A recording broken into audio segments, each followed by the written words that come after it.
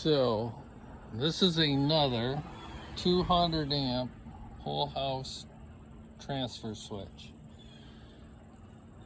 So that right there is the feed from the power pole to the meter.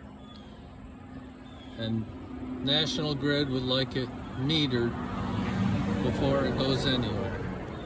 So you came out of that with a 3-conductor, and you bring it in here on this red and that black and that neutral. Now the power coming in from the meter goes on the top. The neutral is right there. It goes onto the neutral bar. Now this right here is called the first point of disconnect, because this is the first switch where you can shut it off and disconnect from utility power. Now coming off this, on the bottom in the back, I don't know if that thing's all the way in, falling out, or anyways, the red and the black and the neutral with the ground, so that's 4-wire, goes to the panel, the main panel in the building. And that ground goes up on the ground bar, which is up high. And it's bonded to the neutral through that green wire.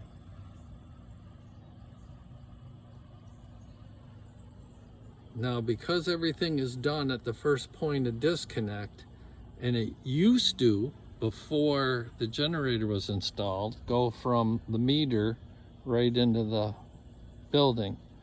Now it comes into here. So at the panel in the dwelling, you have to remove the grounding, and you have to remove the bonding strap, because that is now going to be done out here. That green wire is the bonding strap between the neutral and the ground bar. The grounding is the 2 copper wires coming off the ground bar, and they will go out, and they go to 2 ground rods. In this application, a minimum of 6 feet apart. You can go farther, but nobody does it because you have to buy more copper. And then the generator power comes in from the generator through this, and it ties on these front 2 lugs right there. And that has its ground and neutral over here. Here they use the black with the yellow stripe on it. They took that up to the ground bar. And then the all black, they took up and brought around and put it right next to that white one. So you've got 4 conductors here. They also brought in the control cable, which is that cable in the back, and that takes N1 and N2, which is the sensing voltage. It actually taps the power coming in off the top of that so that the generator can look at it. You have T1 and T1 neutral. That's a 120 volt circuit that goes to the generator for the charger. It comes from here because at this location it will get power for the trickle charger from this unit on both utility and generator.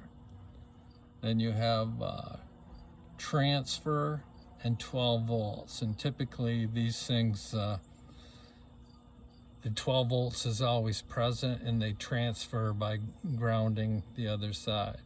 And the 0 ground, from what I've always heard, was for the load shed modules.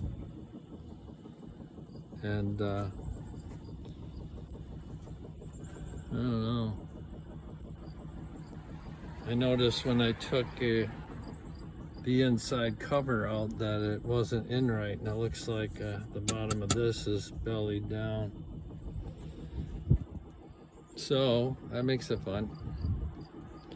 Anyways, that's how they work. Transfer switch with the meter and the main panel.